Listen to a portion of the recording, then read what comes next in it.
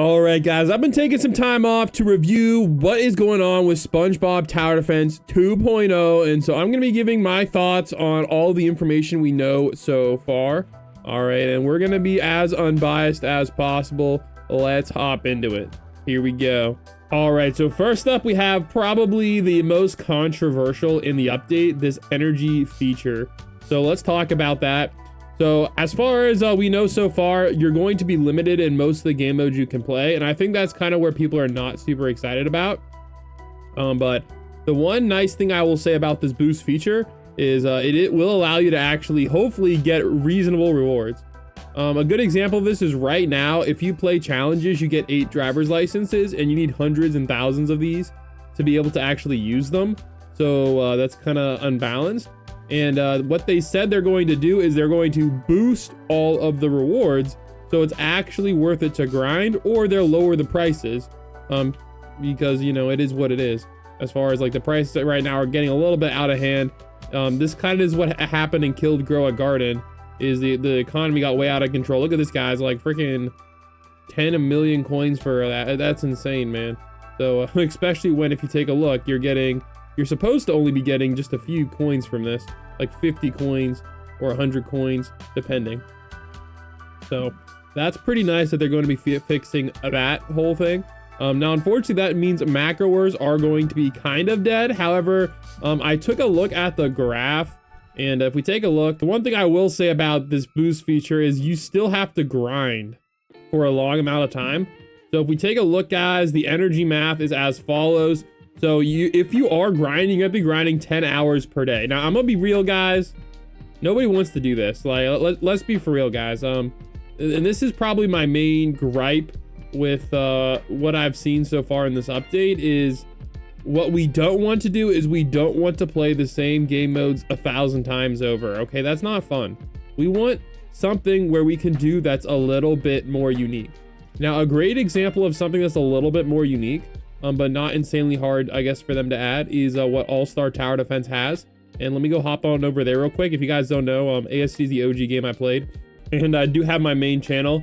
So make sure you guys go subscribe to my main channel. It's called Blam Spot. You guys will really like it there. And ASTD has a few features that, you know, maybe they can be inspired by. For example, the floor. All these floors are randomly generated maps and randomly generated challenges.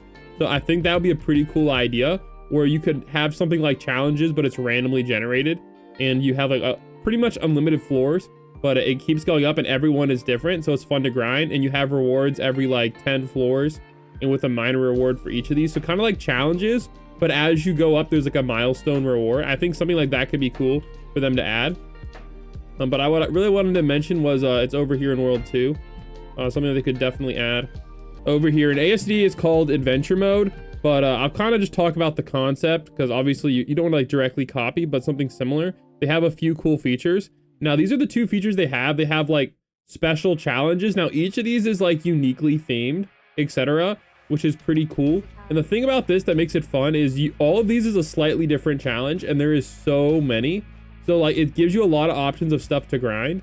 So what I don't want Spongebob Tower Defense to be is like a 5-hour grind for one unit on the same map over and over again.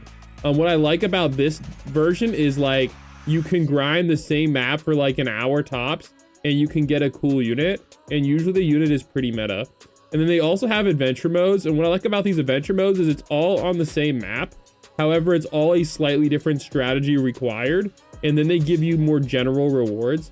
Like maybe it'll give you a bunch of coins or a bunch of gems or a bunch of limited currency. So I think that is really cool and something that, you know, Spongebob Tower Defense should be inspired by. The main gripe I have is every update is just like Zach said in his video, it's us grinding the same story mode map over and over again. And at that point, you kind of have to macro because it's not fun. Like, I genuinely wonder if Zach plays his game. Zach, you need to start playing your game. And like go do a noob to pro, on the Krabby Crew channel. You're gonna realize all of the pain points and all of that. Like sometimes I don't even think they test these events. Like they did not test this driver's license thing. Like there is no way you can grind for prestige mounts right now. Like they literally, this should be like freaking 50 times what it is. It's really bad. All right, that's besides the point. All right, next up, let's talk about a little bit more exciting news. But I would say, to summarize this chapter of the video, don't add stuff that's a meaningless grind, hours and hours and hours on the same map. Do cool things like you did for the Divine event. All right, make it unique, something interesting to grind. All right, let's head on over to part 2. All right, so part 2 is pretty big. All right, so the boost thing, it is what it is. I'm okay if they limit it a little bit, as long as the rewards are actually worth it, because right now you have to macro, the rewards are not worth it. We'll put it that way. All right, so here we go, guys. New quests and achievements. Let's take a brief look at this part. So this part is pretty cool. I'll kind of talk a little bit about what's going on. So first up, we have daily quests. Now, daily quests are going to allow you to replenish your energy a little bit.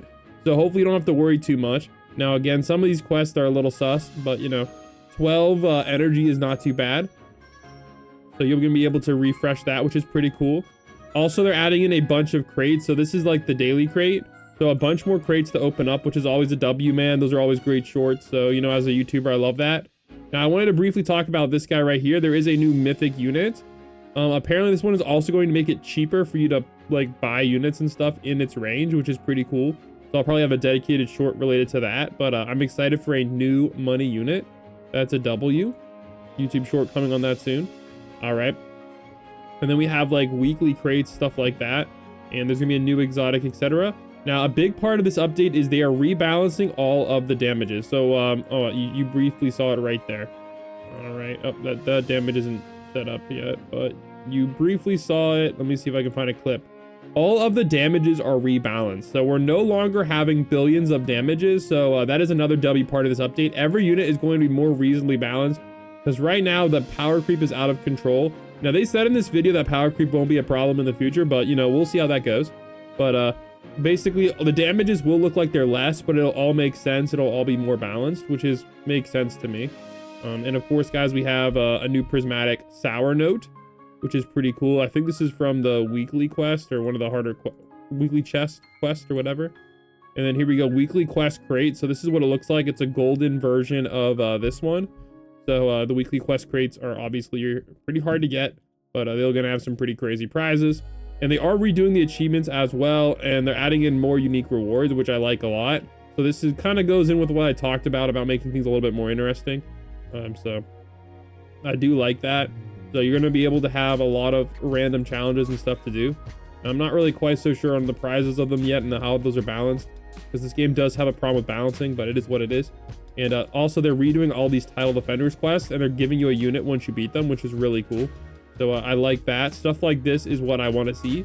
Unique challenges to get unique units, not like the same grind over and over again. So I think that's a pretty big W. All right, here we go. Obviously, you get exotic Patrick, man. Now, this is a good example. Oh, wow, this is a new meta. Wow. Slow splash, nice. Actually, no, sleep is better than slow, but it is pretty good.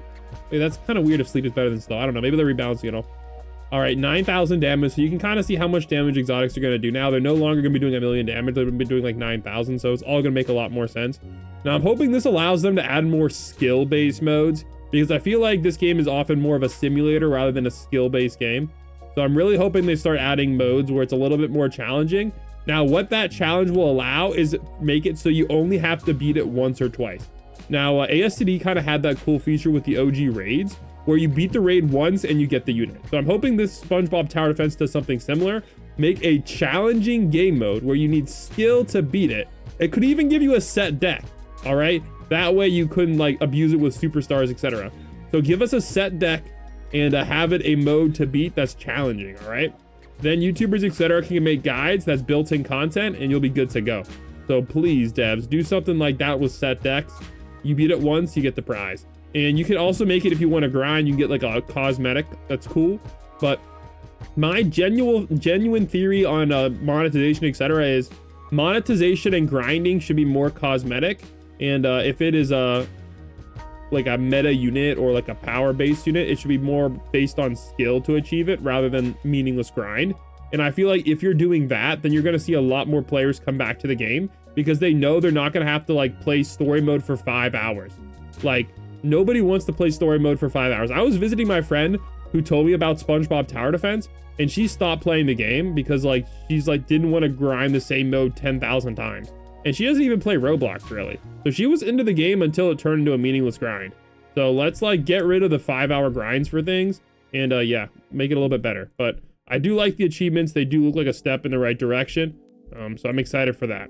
So I will see you guys for the update. We got some more news coming soon too, but those are my thoughts on SpongeBob Tower Defense 2.0 as we know it. Obviously the game needs some revival, some attention, some love. And remember guys, we don't want meaningless grind. We want interesting content to beat, fun challenges like the Divine Challenge, and not 10-hour grind for one mount prestige. Catch you guys on the next one. Peace.